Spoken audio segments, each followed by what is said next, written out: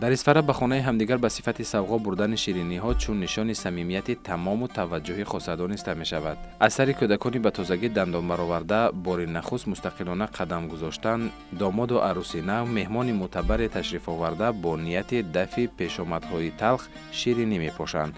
طعم قندها هر قدر شیرین باشد، نفع آنها همان قدر بیشتر خواهد بود. با همین کسب شما پدرم توی خوب می رفتن.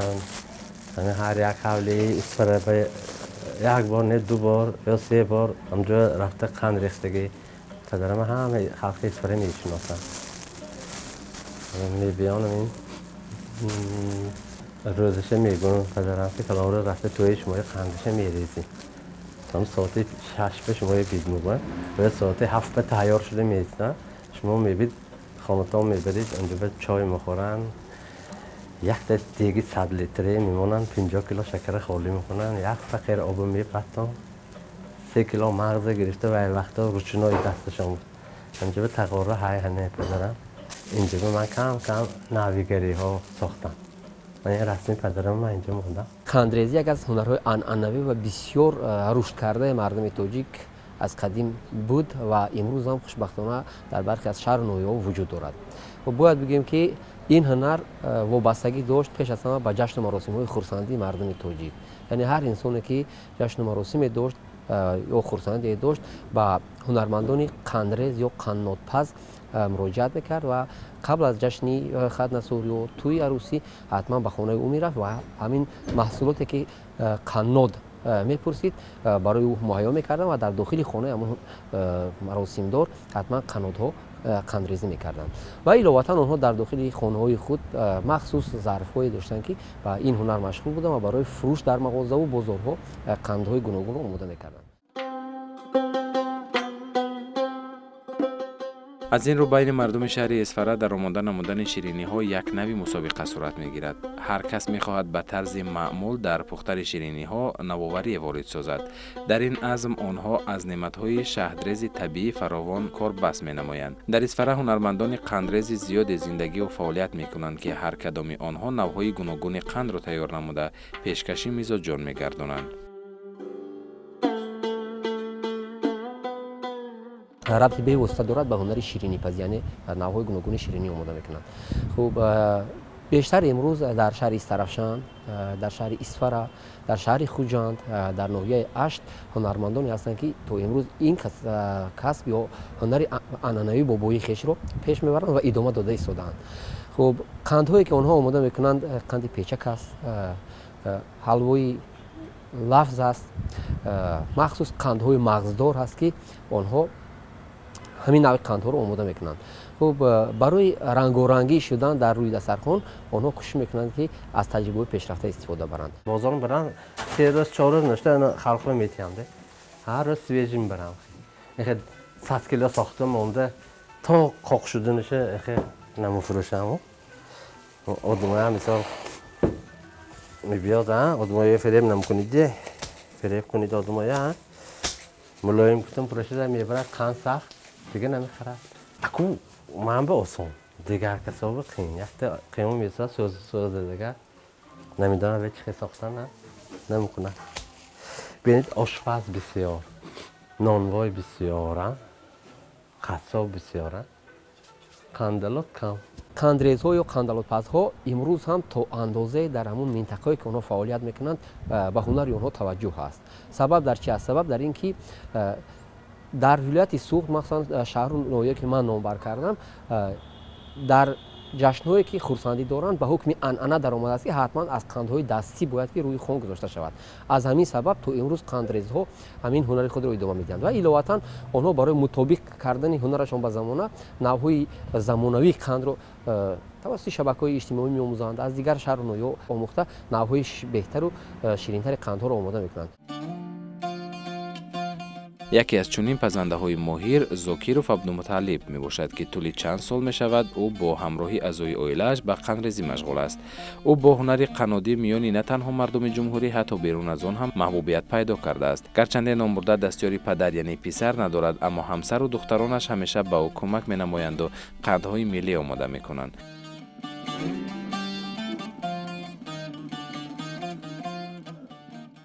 من یاد ندادم واها اینکه 2 ساله 3 ساله میشن میبیاد همینجا به همون دیک وی بینی چند قدر قدی بچه‌چی که برابر است سیم دختر چند میبیاد اینم کرتی منه کرتا مای میپوشد قدش که برابر سنی گوریچ که باین میانش میبنده کالش به چیته که میبنده اینجا قنده پتو من این حرکت دارد بچه حرکت دارد خدا داد هایکو همه همش فرزندان خودش تقسیم شدگی من یاد ندادم واها دیده ایستاده همین وی من گرفتگی قندریزی مخصوص هنری بود که توسط از نسل به نسل انتقال یافتن، از اولاد به اولاد انتقال یافتن، ادامه یافته بود و مخصوص اویلایی بودن که همین هنر رو نازکی هنر رو میدونستن و با فرزندان خود برای ادامه دادن و البته صاحب دستمزد و قوت لومی میشدن حتما این هنر رو ادامه میداد. در شکل استاد شاگرد از پدر به پسر، از مادر به دختر انتقال می‌یافت و در جریان قندریزی یا که قندپزی البته اهل اویلایی گروهی اشتراک میکنند. مثلا وقتی که حلوای پشمک میگن آماده میکردند از زمین نوید خان اونجا بازوهای با قوت در کار که در این قسمت لکه مردم فعال میشدن و اونها مدت مدید اون حلوا رو مثلا سویش میدیدن که بعد قیام به شکل یک قند میدارند. به همین خاطر هر یک کدام وظیفه خود را داشت و از نسل به نسل انتقال میافت و کوشش میکردن که بیشتر در دایره خانوادگی این رو آموزند، چون که البته میخواستن که این منفعت یا فایده که هست به خانوادگان خودشون نصیب کرده باشه. عالم رنگین هنر قنادی برایش از خردسالی آشناست، زیرا او در نزد پدرش که قنادی نامور محل بود پیوسته می نشست و با نگاهی کودکانه قندهای هر خیله می ساخت و آهسته آهسته دستش به این کار عادت کرد. بعد از سر پدر کارگاه قنادی ساخته او را هیچ نخواست ترک کند. همین طور میراث خانوادگی را دوام داد.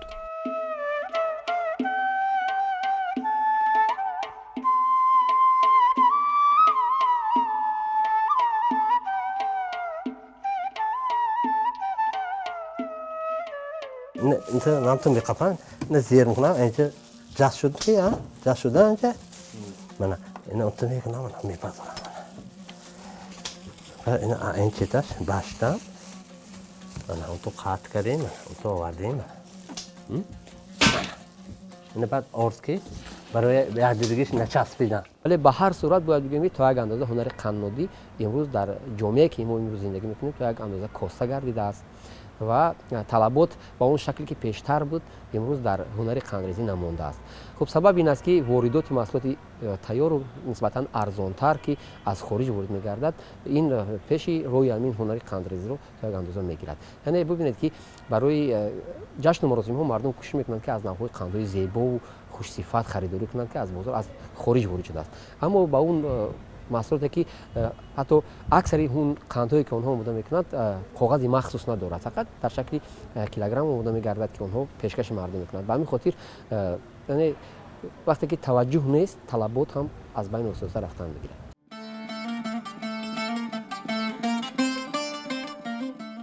گرچنده به نظر عادی می نماید هم، اما روند کار قندریزی خیلی مشکل و نازک است، خصوصا در مسئله معیار محصولات قنادی با دقت باید بود، چون که کم یا زیاد استفاده شدن یکی از محصولات می تواند باعث دیگر گردیدن طعم قند شود. برای همین هم در تقاره مغز را گرفته یک کس تیز آمیخته می کند و نفر دیگر با دولچه به بالایش قیام را باریکتر ریختن می گیرد که هر قند در دوام آمیخته شدن با قیام رنگش را عوض می کند.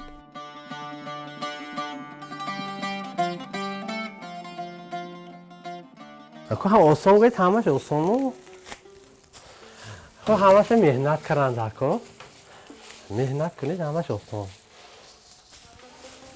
نفهمید همینه نفهمید اگر خیم من میدونم که کای به اونجا موندن که کای کشالا کردن که کای درنی آرد بپفتن که همشه ویشه این کار وقت بسیار میگیرد. برای نمان من برای این کار انجام دادم تا ساعتی 12 یک شب کار میکنم، کارم همیشه جا میکنم، خواب رو هم 2 ساعت 3 ساعت بسیارش 4 ساعت خواب میرم، یک 24 ساعت یک هفته برای خودم یک روز جدا کردگی برای مانده شوی خیلی خواب میرم و کار نمیکنم همونطور دم میگیرم یک روز برای سلامتی دم میگیرم با کار خیر دوام داده کشیدم میشه. پختن قند یک اندازه نازکی هم دارد، یعنی زیاد و کم آمدن محصولات میتواند طعم قند یا نوع‌های گوناگون قندهایی که آنها آماده میکنند بتواند که طعم قند رو دیگر کند. و همین خاطر هم این چیز رو به نوبت گرفته آنها قندهای خود رو آماده میکنند. مثلا برای پختن قندهای پیچک یا قندهای حلوای لوز برای 2 کیلوگرم آب در 4 کیلوگرم شکر آمیخته میکنند. مدت مدیده آن رو میجوشانند و بعدا وقتی که قیام قند آماده می شود شکل‌های آنها رو توسط اشیاءهای مخصوصی که خود آنها آماده کردن بریده میده کرده بعد رنگ میکنند. این چنین آنها در همین نوع قندها میتوانند که مغزی رو بکنند که مغزی دانه زردآلو، مغزی چهارمغز و دیگر مغزها رو این یک قطعه خطا میکنید قند ویرانه. لیمون کیسلاته اگر گرمش مول شود انمین میصد آب مکشو. اگر لیمون کیسلاته کم میشه خودی که نمک پس میشه همین میصد شکر میشه. انمین یالتراس کنم شیشه بری نه انمین شیشه شکر میشن مو. سوزد تلخ میشه بچه چوبه اگر بخورد ممکن زیان میشه.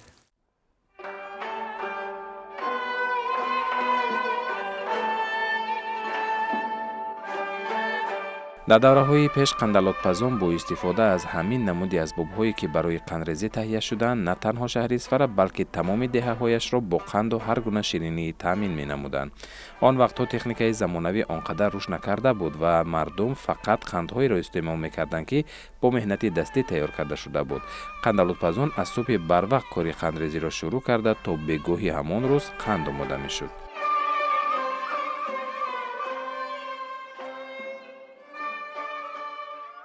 دیگه میشوییم تازه کرده است شکر میپته 4 کیلو شکر میگیریم بالی شکر 1 سانتی متر آب بمخه بلندی نیست الان ساندین سای موجود شده وقتی جوشیدنی بیاد لیمون کیسلاته میپته از این قریب تیار شد وقتی که جوشید بعد لیمون کیسلاته که رنگ اخته گرادوس این 130 گرادوس میشه 132 130 اگر 133 میشه این قیام میسوزه و خوری تلخ میشه خوردنش خیلی این برای گرادوسینگ من با دستان خودم پدرم یاد دادگی خیلی خفیده هر باری 2 بار 3 بار میفهمم محمد حسیات کتی من میفهمم که قند تیار شد. در 3 ساله رشد دیوسایی و هنرهای مردمی توجه به همین دیگر هنرها در قطار به همین نوع هنر در قطار دیگر هنرها جلب گردید. مثلا آزمون‌های مخصوصی بودند که برای جلب هنرمندان پزنده و شیرینی آماده کن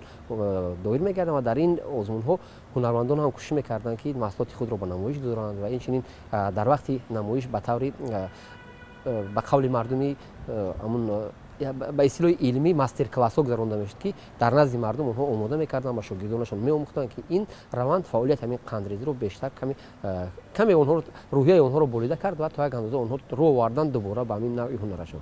با ضرور دیدن که خلق همون طلبات زور همه اومد نزد من یاد دادم من رفتن اینجا او کام استای نه جنم استای نه قربان تپه اومدم.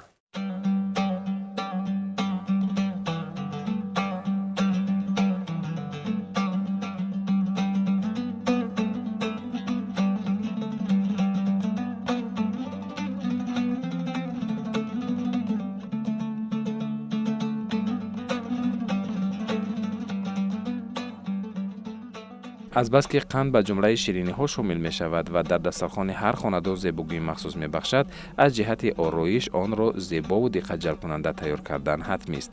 برای آرا دادن قند بعد پختن آن از بالایش مایه قیام تازه را می مالند که هنگام استعمال کردن به مزه نبات مانندی دارد. همراه قند مغزدارک شاخچه شده خیلی جلانک می گردد.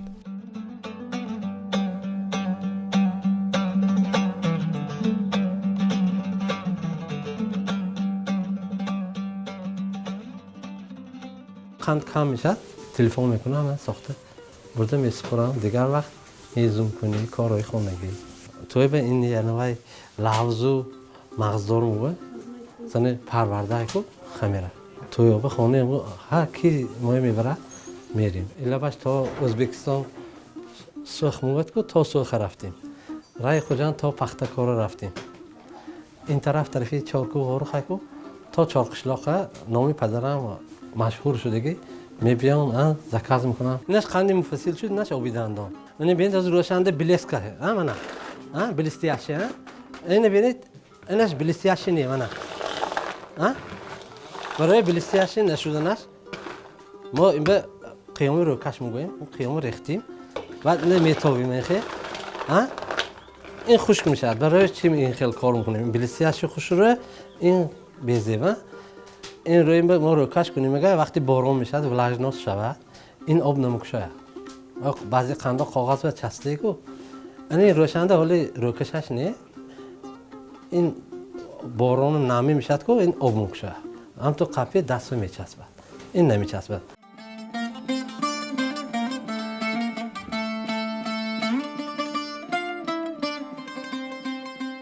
خلاصه پیشه قندالات‌پزی در شهر اسفره از دوره‌های قدیم تا این جانب رایج بوده. عائله‌های زیاد این هنر را ادامه داده ایستادند، چون که قندالات یعنی انواع گوناگون آن از جهت مزه و طعم از همدیگر تفاوت داشته، یکی از دیگری خوبتر و بهترند. محض همین عنعنه قندالات‌پزی و استفاده آن در جشن و مراسم‌های محلی است که امروز نیز میان مردم اسفره مهر و محبت و صداقت پابرجاست.